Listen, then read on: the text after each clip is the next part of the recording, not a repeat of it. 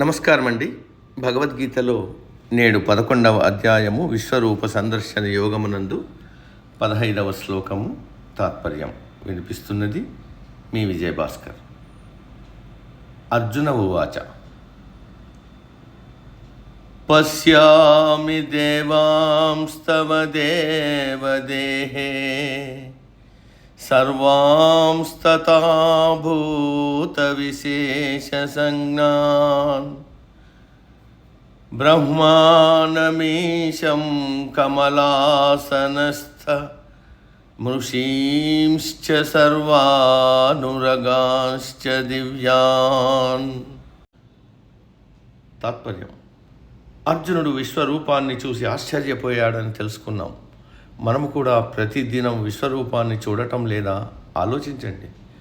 మనము 70-80 ఏళ్ళు జీవిస్తున్నాం. ఇంతకాలం పాటు మనలో రక్తాన్ని పంపిణీ చేసే వ్యవస్థ, గుండె లయబద్ధంగా కొట్టుకునే వ్యవస్థ, ఆహారం జీర్ణమయ్యే వ్యవస్థ, ఎల్లప్పుడూ శరీరంలో 98.4% ఉష్ణోగ్రత నిలకడగా ఉండే వ్యవస్థ ఎవరు కల్పించారు? మనలో ఏదైనా విద్యుత్ ఉత్పత్తి చేసే వ్యవస్థ ఉందా? లేకపోతే ఇవన్నీ ఎలా నడుస్తున్నాయి? ఇదంతా ఆశ్చర్యం కాదా? మనం ఎప్పుడన్నా పొద్దున్నే నిద్రలేచే సూర్యుడిని చూచామా? సూర్యుడు రాకముందే జరిగే ఉషోదయంలో ఆకాశంలో మారే రంగులు చూశామా? ఆ ఆనందాన్ని ఆశ్చర్యంతో తిలకించామా? సూర్యుడు అలా నెమ్మదిగా తన కిరణ కాంతులు విరజమ్ముతూ పైకి రావడం చూశామా? ఇదంతా ఆశ్చర్యం కాదా? ఎండాకాలంలో మహాసముద్రాలలో ఉన్న నీరు ఆవిరై మేఘాల రూపంలో నిల్వ ఉండి వర్షాకాలం రాగానే జోరున వాన రూపంలో కురవడం విచిత్రం కాదా? ఇదంతా ఒక నియతి ప్రకారం జరగడం లేదా?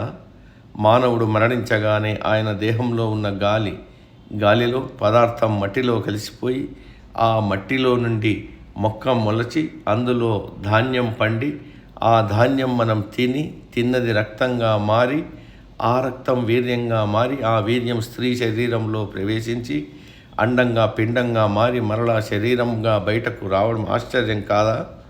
ఇదంతా మనం ఎప్పుడన్నా నిశితంగా గమనించామా? నేల మీద పాకే గుమ్మడి తీగకు కాయ పెద్దదిగా విశాలంగా విస్తరించి ఉన్న మర్రి చెట్టుకు కాయ చిన్నదిగాను పెట్టడం కంటికి కనిపించని ఆ పరమాత్మ నియతి కాదా? ఎందుకంటే మర్రికాయలు గుమ్మడికాయంత పెద్దవిగా ఉంటే ఆ చెట్టు కింద నీడలో విశ్రాంతిగా పడుకున్న వారి మీద పడితే వారు చావరా? ఇది గ్రహించిన ఆ విశ్వ చైతన్య శక్తిని గురించి ఎప్పుడన్నా ఆలోచించామా? ఇవన్నీ మనకు రోజు కనపడే ఆశ్చర్యకరమైన అంశాలే. కానీ మనలో ఉన్న అహంకారము, నేను నాది అనే స్వార్థం వీటిని సరైన కోణంలో చూడనివ్వదు, వీటి గురించి ఆలోచించనివ్వదు. ఎవరన్నా స్వామీజీ గాలిలో నుండి విభూతి, నోటిలో నుండి శివలింగం తీస్తే ఆయనను కీర్తిస్తాం, ఆయన వెంట పడతాం, ఉన్నదంతా ఆయనకు భక్తితో దోచిపెడతాం, ఆయన దర్శనం కోసం పడిగాపులు కాస్తాం. కానీ ఎన్నడూ కూడా మన కళ్ళెదురుగా కనిపించే పరమాత్మ విశ్వరూపాన్ని చూడటానికి ఎటువంటి ప్రయత్నము చెయ్యం. కాబట్టి ప్రకృతిని ఆస్వాదించండి, ప్రకృతిలోని అద్భుతాలను వీక్షించండి, పరమాత్మ యొక్క అద్భుతమైన విభూతులను దర్శించండి. అందరిలో పరమాత్మ ఆత్మస్వరూపుడుగా ఉన్నాడనే భావన కలిగి ఉండండి. అందరినీ సమానంగా ఆదరించండి. కులాలు, మతాలు, ప్రాంతాల పేరుతో మనుషుల మధ్య భేదభావం విడిచిపెట్టండి. అప్పుడు మన పరిధిలో మనం కూడా ఈ విశ్వరూపాన్ని సందర్శించగలుగుతాం. ఇప్పుడు అర్జునుడికి విశ్వరూపం చూసి ఆశ్చర్యం కలిగింది. ఎందుకని? మనం 10 మందిని ఒక చోట చూస్తే ఏమీ అనిపించదు. కానీ అదే వేలు లక్షల మందిని ఒకే చోట చూస్తే ఆశ్చర్యంతో నోరు వెళ్ళబెడతాం. చిన్ని వస్తువులను చూసిన పసివాడికి జంతు ప్రదర్శనశాలకు తీసుకుపోయి అక్కడ ఏనుగును చూపిస్తే ఆశ్చర్యపోతాడు. అమ్మో, ఇంత పెద్ద జంతువు అని ఆశ్చర్యపోతాడు. అలాగే అర్జునుడికి ఈ విశ్వంలో ఉన్న జీవరాశులన్నింటినీ ఒకే చోట ఒకేసారి చూసేయటానికి ఆశ్చర్యం, గగుర్పాటు కలిగింది. కృష్ణ, చూస్తున్నాను, దేవతలు, రాక్షసులు, సైనికులు, చరాచర జీవరాశులు, సకల భూతములు అందరూ నీలోనే కనిపిస్తున్నారు. ప్రకృతి అనే తామర పుష్పం మీద కూర్చుని ఉన్న బ్రహ్మ కూడా నీలోనే కనపడుతున్నాడు. ఆయన సృష్టించిన సమస్త జీవరాశులు నీలోనే కనపడుతున్నాయి.